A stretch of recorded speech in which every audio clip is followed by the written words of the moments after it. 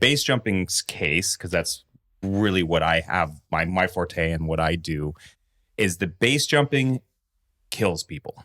And you have to understand that. And you have to accept that that is the ultimate risk of what this particular activity is. So in order to do the activity, you have to accept the worst case scenario of what could happen, which is dying, right? And then there's a lot of gray all the way up to being successful, which is you can get hurt, you can get arrested, it can destroy you financially, it can destroy you psychologically.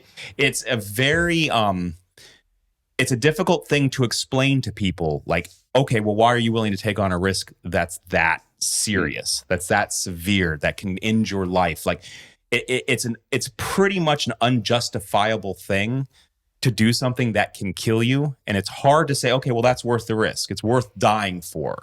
So for me, I started base jumping when I was 21. I saw it when I was 16. And for me, the only way I could work through the risk that was involved was to,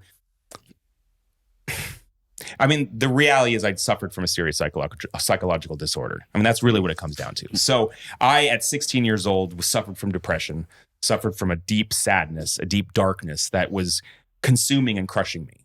So I was going to die, and that's what was coming. I could not survive in this world. I wasn't built for this world. I wasn't meant to survive. I was one of these people who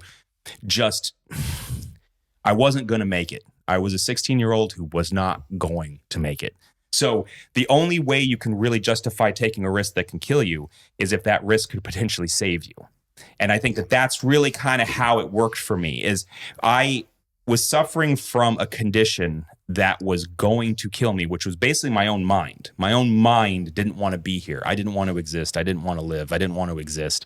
I suffered from I felt like I was living in a very dark place, and I had no light. I had no vision. I had no future. I had no hope. I had no desires. I had nothing. I wanted nothing.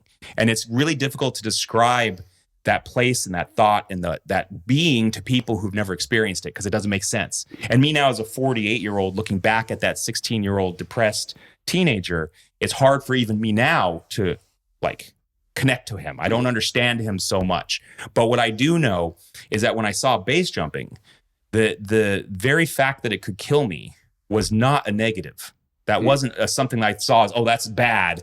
I saw that as, oh, well, I watched a person base jump, and it struck me, and I decided I want to do that. And it's perfect for me, because if I succeed, then I will have done something that very few human beings in this world would be willing to do, because they care about their lives and they want to live. If I die while doing it, then I get released from my suffering on the planet.